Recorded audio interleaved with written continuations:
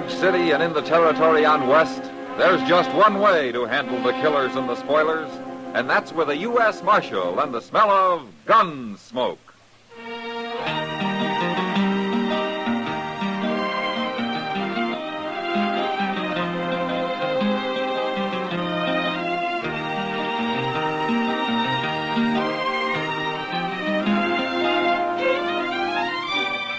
Gunsmoke, starring William Conrad, the transcribed story of the violence that moved west with young America. The story of a man who moved with it. Matt Dillon, United States Marshal.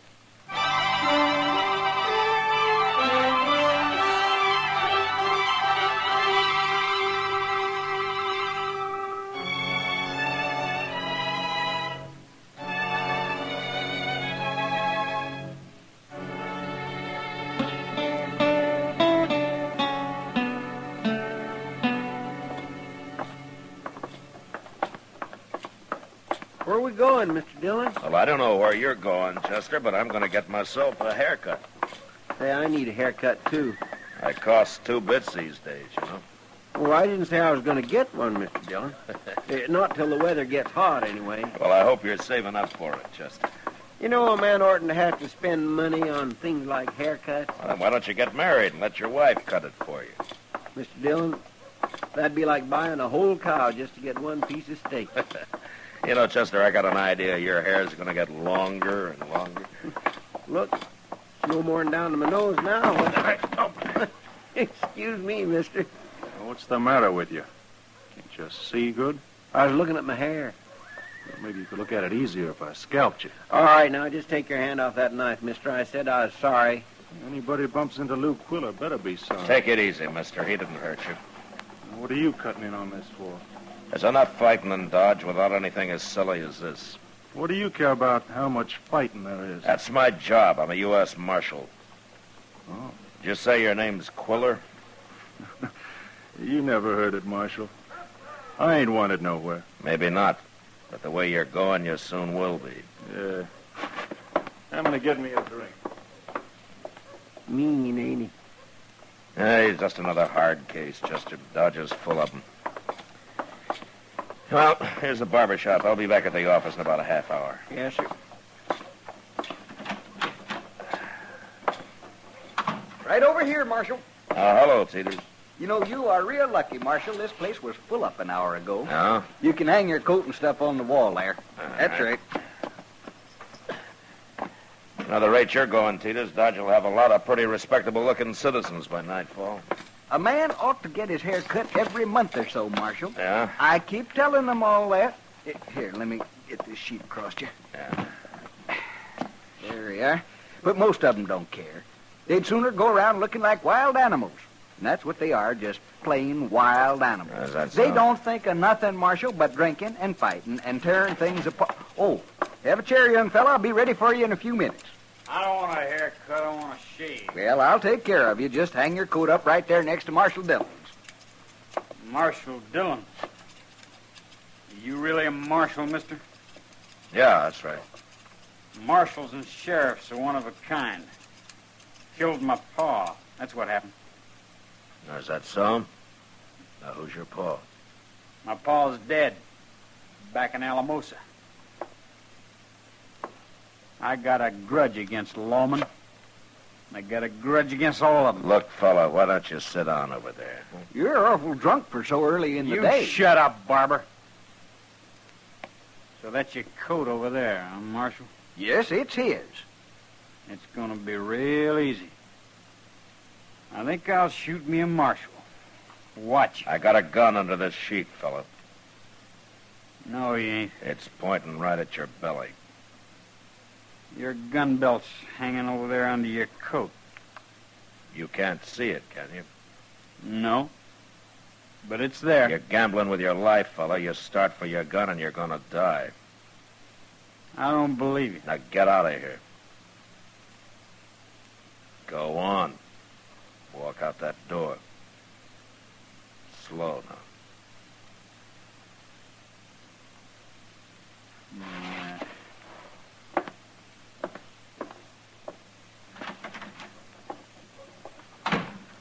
Ooh, thought you was going to have to kill him, sure, Marshal. Darn fool kid. It wouldn't have been easy, Teeters. What? I bluffed him. My gun's hanging under my coat over there. Is that so? Well, say, that's great, Marshal. You sure made a fool of him. Wait till I tell everybody about this. Forget about it, Teeters. What? Nobody likes to be made a fool of.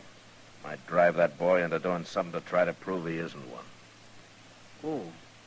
Well, okay, Marshal. I won't say nothing. Yeah. Good.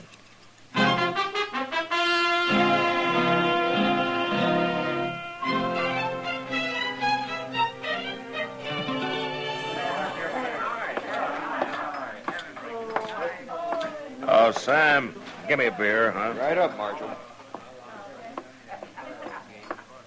Evening, Matt. Hello, Kitty. Say, that's a nice dress. Thanks.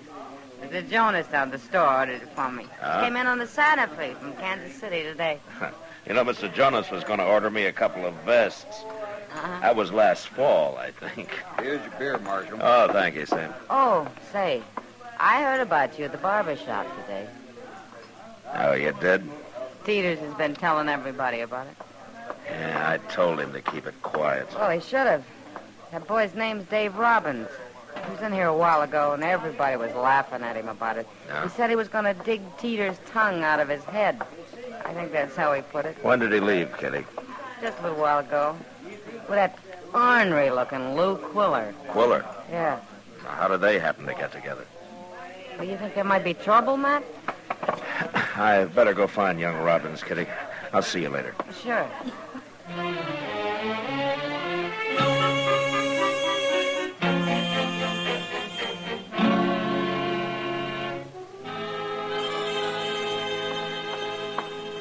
Well, I finally located him, Mr. Dillon. Huh? He's right next there in the Oasis. Yeah, he would be in the last bar we looked at. Is Quiller with him? Yes, sir. Yeah.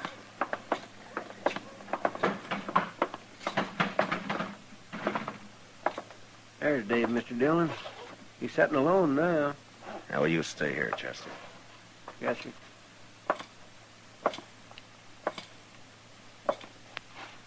Hello, Dave. How'd you know my name? I heard it. You mind if I sit down? Wouldn't do much good if I did, would it? Dave, tell me about your pa, huh? What happened to him that got you so mad? It's none of your business. Well, you were about to shoot me for it this afternoon. Nah, even drunk, I wouldn't have shot you. Not like that. I was bluffing too, Marshal, and I was awful drunk. I told the barber to shut up about all that, Dave. You did? Well, I kind of figured that you wouldn't be very proud of it. Why do you care how I'd feel? Dave, there are enough hard cases around now. Like Quiller over there. And you're about to become another one. Now, you leave Teeters to me. I'll talk to him. Stopping his talk now won't do any good. People are already laughing at me. Look, Dave, I've been bluffed myself. It's nothing to be ashamed of. Look, I'd still like to hear about your pa. You say a sheriff killed him out in Alamosa? Shot him in the back. Pa wasn't even armed. Well, why did he do it? Pa was on to him. There was a bank hold up and nobody got caught, Marshal. And then Pa found out the sheriff had some of the money. Oh. After the sheriff killed Pa, I started to tell people the truth about it. But they didn't believe me. He put a rope on my feet, Marshal, and dragged me out of town. Oh, well, that's bad, Dave. But lawmen are like any other people. There are all different kinds. Maybe. Now, that's true. You think about it. And Dave, don't let Quiller talk you into anything, huh?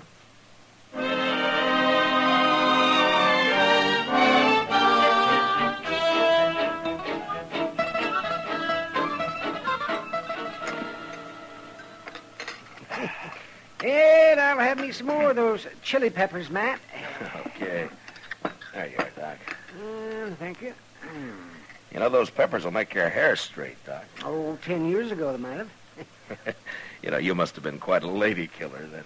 Yeah, I still keep my end up, Matt. Yeah, but you're slowing down, Doc. I've been noticing it. Oh, is that so? How would you know anything about that? Well, word gets around. Oh, Matt, you're the biggest liar in Dodge. Outside of General Parsley Smith. Well, you think the general's a liar? He claims he was on Robert E. Lee's staff. Says he rode into the Shenandoah Valley with Lee back in '63. Well, maybe he did. Oh, maybe. You know what he really was, Matt? He was the regimental butcher. Well, you can't expect him to go around bragging about that the rest of his life. Dillon, Doc. Oh, Chester. Chester? I just come by the barber shop, Mr. Dillon. There's quite a crowd outside. Well, what for? Well, sir, I got to look through the window, and Teeters is laying there with blood all over him. He looks dead to me. What? Young Dave Robbins is laying there, too. I think they went and killed each other.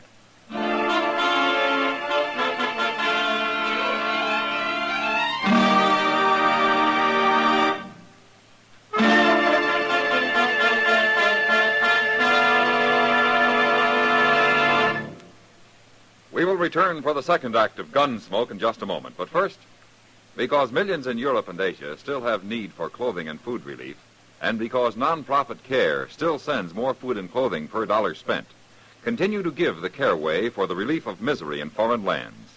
Send your name and the name of the person you're helping with complete address to CARE, New York. Enclose $10 or $6.95 for the new budget parcel. CARE, New York. Now the second act of Gunsmoke.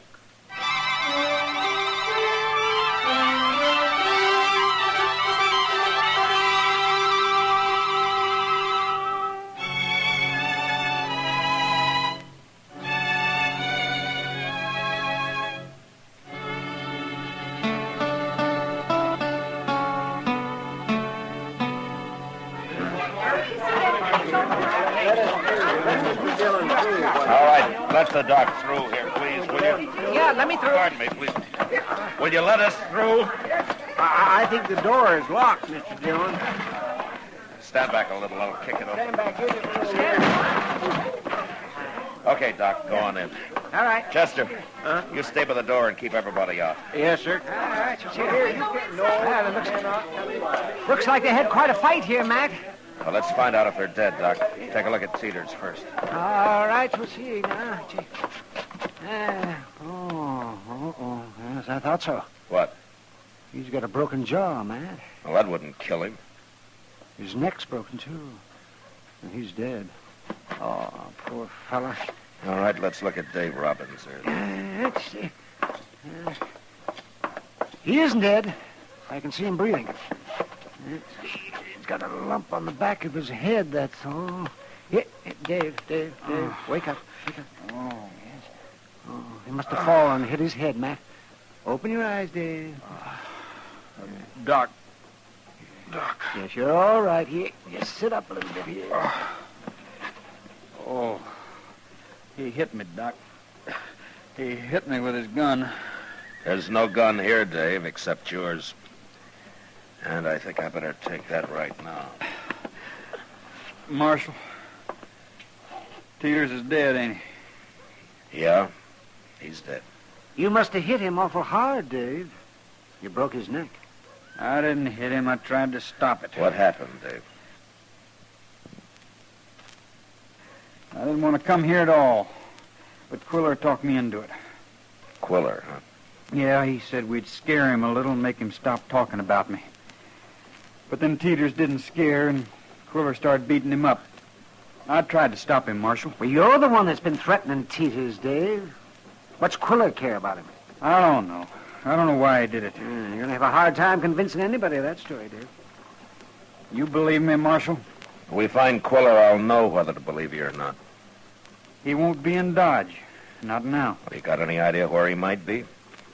Well, he said something once about a deserted cabin he'd found up on Walnut Creek. But I don't even know where that is. I do. We'll look around Dodge first, and then we'll ride north. You mean you taking me with you, Marshal? One of you is going to hang for murder, Dave. And as soon as we find Quiller, I'll know which one.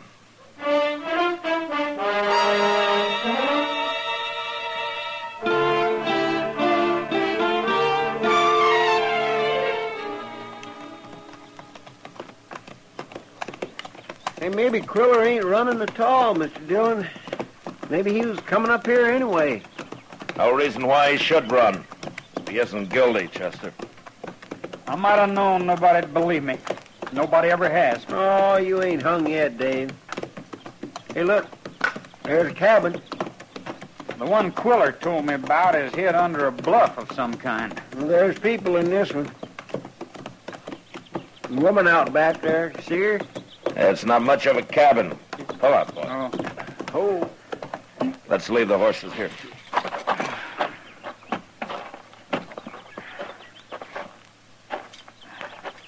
Look at that horse out there, Mr. Dillon. If that ain't the sorriest animal I ever laid eyes on. That horse is bedrock, Chester. Somebody's rode him too hard. Well, then they ought to shoot him.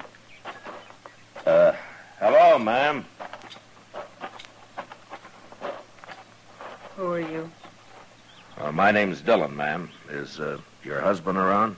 No, he ain't around. Not no more. Not since this morning. Oh. Is that a grave you're digging, ma'am? I made it real deep. I didn't want no sign of a grave here. Well, what happened to him? How'd he die? Man killed him. What? Rode by here this morning and killed him. Who rode by and killed him? I don't know. What difference does it make? Look, ma'am, I'm a lawman. I'm a U.S. Marshal. Now, will you tell me what happened, please? A marshal, huh? You catch him and hang him, Marshal, but it won't bring my husband back. I gotta live here all alone now. I ain't even got a baby. I always wanted a baby. Can you tell me what the man looked like, ma'am? He come out on that horse out there. He took ours. My husband didn't want him to. He tried to stop him. I'll bet it was Quiller, Mr. Dillon. He's that mean. Was he a tall man, a black mustache, carrying a bowie knife in his gun belt? A knife. That's what he killed my husband with. Said he wouldn't waste a bullet on a dirt farmer. Sure sounds like him. Maybe you'll believe me now, Marshal. Quiller knows he can't hang twice. What's he care how many men he kills? Was he still heading north when he left here, ma'am? Over that way, Marshal. I stood here and watched him till he was plumb out of sight. Yeah. Well, is there anything that we can do for you? Bring the horse back unless he's ruined him like he done that one there. You'll have a horse, ma'am, I promise you. We'll stop on our way back. Goodbye. Don't bring that man here. I don't want to see him. All right, ma'am. I won't. Oh, that poor woman. He killed Teeters, too. You believe me now, don't you, Marshal? Just 'cause he killed this man don't prove he killed Teeters, Dave. Now, wait till we find him. He'll own up to it. He's got to. He might, Dave, if we can take him alive. Oh. If you don't take him alive, then I'm in a bad spot, ain't I? Let's find that cabin before it gets dark.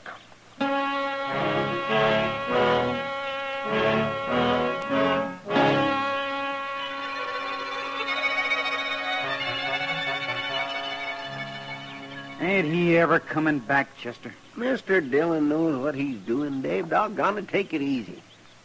Yeah, sure. Now, I got nothing to worry about. Yeah. There he comes now. We sit here too long, Quiller's sure to get wind of us. No, he ain't. He's probably laying around that cabin thinking he's safe as if he was in Texas.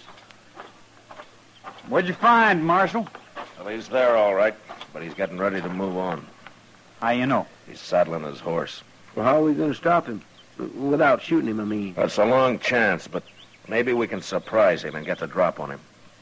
Now, we're going to have to split up, Chester. One of us will wait on this side, and the other will have to go across the top of that bluff and wait on the other. All right, sir, I'll go. No. No, you stay with me, Chester. What? Dave, here's your gun. A gun? Take it. I don't understand, Marshal. You go across the bluff. We'll wait for him if he rides out that way. How do you know I won't warn him and take sides with him? I don't know, Dave. Now get moving. Okay. Mr. Dillon, you're taking an awful chance. He's got his choice, Chester. If he makes the right one this time, he just might go on making them. It's worth the chance. Now, come on, let's get over there.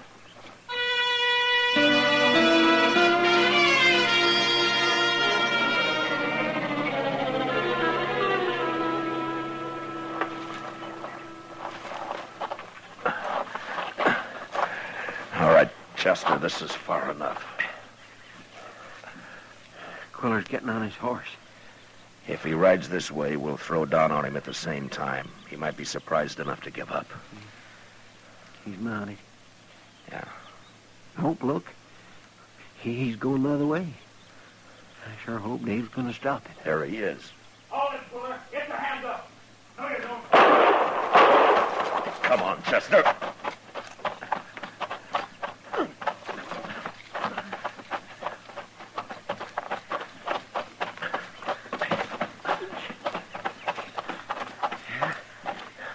He killed him. He went for his gun, Marshal. You shot him right in the head, Dave. He'd have killed me if I hadn't. Yeah. But now I can't prove nothing about Teeters. Maybe I should let him shoot me. It sure beats hanging. I can't win nohow, Marshal. You could have warned him, Dave. There'd have been a fight with Chester and me, but you might have won that. I know. I was thinking about it all the time I was crossing the top of that bluff. Maybe I should have. But it's too late now. Here's my gun, Marshal. Keep your gun, Dave. Keep it? I believe you about Teeters. Marshal, I believed you right from the start, but I wanted you to prove something to yourself, Dave. And I think you have. Marshal, I'd kind of like to go back to Dodge with you. Maybe show everybody I ain't what they thought. Good, Dave. We'll be there by morning.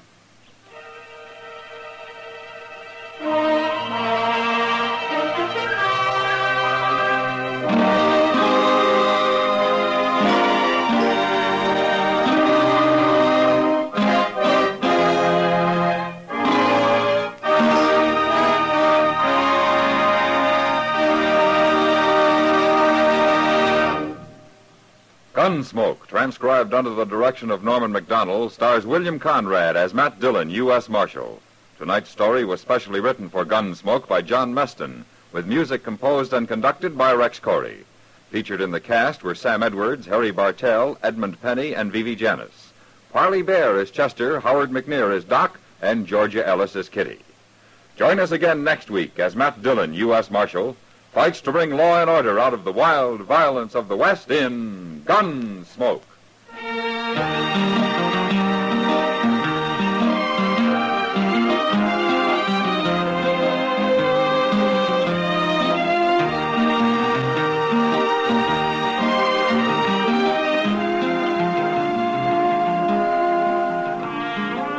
A dream can sometimes serve as nicely as the real thing. An old prospector convinces Gene Autry tomorrow evening on CBS Radio. Don't miss the adventure and Gene's songs, too. George Walsh speaking. This is the CBS Radio Network.